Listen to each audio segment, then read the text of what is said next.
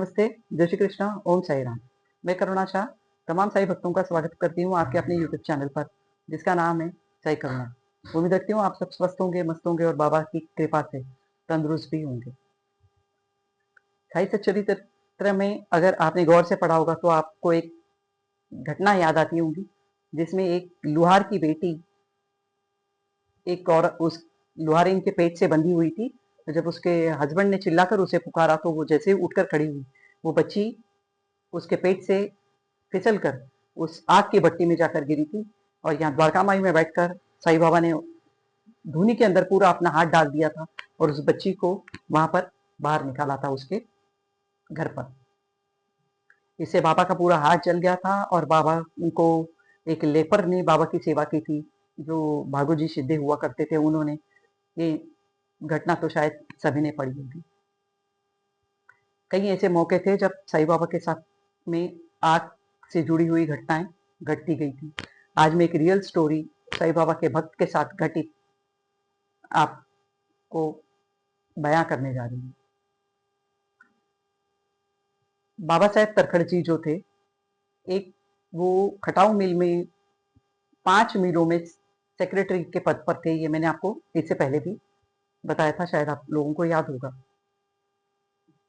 एक रात जब वो सोए हुए थे तो उन्हें सुबह सुबह सपने में ये आया कि उनकी खटाऊ मिल में आग लग चुकी है। इससे वो थोड़े रेस्टलेस हो गए थे और उनकी नींद भी गायब हो चुकी थी। और जब सुबह उठकर वो डाइनिंग टेबल पर अपने बेटे ज्योतिन्द्र तरखड़ जी से मिले, तो ज्योतिन्द्र तरखड़ जी भी उस वक्त खटाऊ मिल में एज एन इंजीनियर जॉब किए जा रहे थे। उस वक्त उन्होंने अपने बेटे से उस सपने के बारे में बातचीत की। अब इन लोगों की भक्ति इतनी दृढ़ थी साईं बाबा के अंदर कि इन्हें ये अंदेशा हो गया कि कहीं ना कहीं साईं बाबा किसी भयानक घटना की या किसी भयानक संकट की हमें पूर्व सूचना दे रहे हो। तो उन्होंने ये तय किया दोनों ने कि हम मिल जाने के बाद तुरंत मिल के प्रोपराइटर जो थे, मालिक जो थे, मिस्टर धर्मशी खटाऊ, उनसे इस बारे में बात करेंगे। मिल पहुंचने पर उन्होंने धर्मसिंह खटाऊ जी से इस बारे में बात की और उनसे कहा, एक मिलों के सेक्रेटरी के तौर पर उन्होंने उनको एक एडवाइस दिया कि हमें अपनी सारी मिलों का एक प्रॉपर इंश्योरेंस अगेंस्ट फायर करवा लेना चाहिए। उन दिनों में इंश्योरेंस एक आम बात नहीं थी, कॉमन बात नहीं थी। लोग एक्चुअली बिलीव नहीं करते थे इंश्योरेंस में, क्योंकि जो पैसा इसमें खर्च होता था इंश्योरेंस में, उससे मुनाफे का जो लेवल हुआ करता था, मुनाफा जो हुआ करता था, वो घट जाया करता था। इस वजह से खटाऊ मिल के जो फाइनेंशियल मैनेजर्स जो थे, जो मुनीम जी थे, वो इसके सख्त खिलाफ थे और उन्हें ये प्रपोजल जो था बाबा साहेब तरखड़ जी का और ज्योतिन्द्र तरखड़ जी का, वो किसी तरह पसंद ही नहीं आ रहा था। पर बाबा साहेब तरखड़ जी ने गिव अप नहीं किया और वो अपने मालिक को, धर्म सिंह खटाऊ जी को, किसी तरह से बनाने में कामयाब हो गए। और खटाऊ जी ने फिर ये जाहिर किया कि अपने मिलों का रीवैल्यूएशन किया जाए और उस बढ़ी हुई रकम के साथ इंश्योरेंस करवा लिया जाए कंपनी का। अब इस घटना के 5 से 6 महीने के बाद अचानक सुबह बाबा साहेब तरखड़ जी को एक एसओएस कॉल आता है, एक इमरजेंसी कॉल आता है कंपनी की तरफ से कि कंपनी में आग लग चुकी है और आप दोनों तुरंत कंपनी में पहुंचे। तुरंत उसी वक्त ये दोनों बाप बेटे अपनी खटाऊ मिल की ओर चल पड़े। वो भाईखला पहुंचे और नीचे ही उन्होंने आग लगी हुई दिखी तो उन्होंने तुरंत साईं बाबा से वहीं खड़े होकर प्रार्थना की कि बाबा किसी तरह से इस आग को बढ़ने से रोकिएगा और ये मिल पूरी तरह से बर्बाद ना हो जाए, जलकर राख ना हो जाए, इसका ख्याल जरूर रखिएगा बाबा।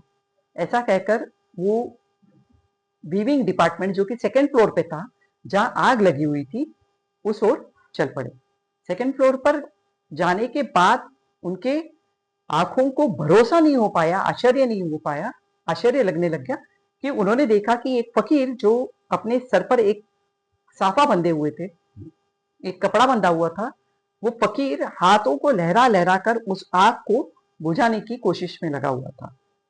बाबा साहेब तड़खड़ जी ने तुरंत ज्योति तड़खड़ जी की ओर देखकर उनसे कहा कि ये बाबा ही है ना हमारे, जो आग को बुझाने की कोशिश में लगे हुए। उन दोनों को ये कंफर्म हो गया है कि साईं बाबा ने हमारी प्रार्थना सुन ली और वो हमारी मदद करने के लिए यहाँ आ चुके हैं, मुंबई खटाऊ मिल में आ चुके हैं। 1 घंटा इसके बाद गुजरा और आग पूरी तरह से कंट्रोल में आ चुकी थी।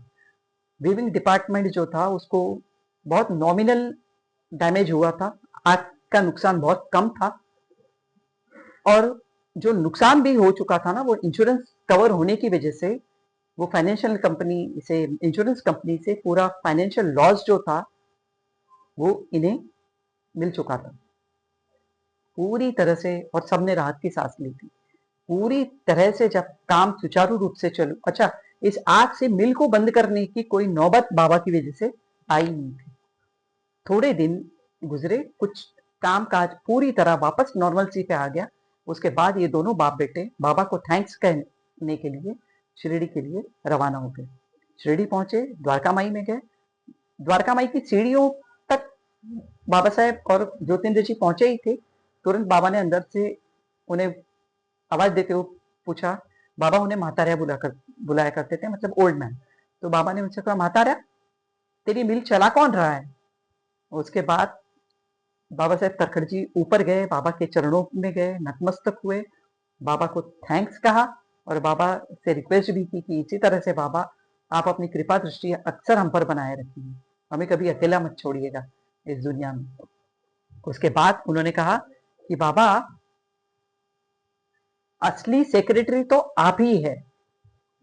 बस ये सुनते ही साईं बाबा अपनी जगह से खड़े हो गए उठकर, और उन्होंने दोनों हाथों से बाबा साहेब तड़खड़ जी को उठाने की कोशिश की, और उन्होंने बाबा साहेब तड़खड़ जी ने से कहा कि मातारिया एक बात हमेशा याद रखना कि जो आश्वासन और जो वचन मैंने अपने भक्तों को दिए हैं ना, उससे अगर मेरे भक्त गहरे से गहरे संकट में भी क्यों ना हो, मैं उन्हें वहां से बाहर निकाल कर लेकर आऊंगा।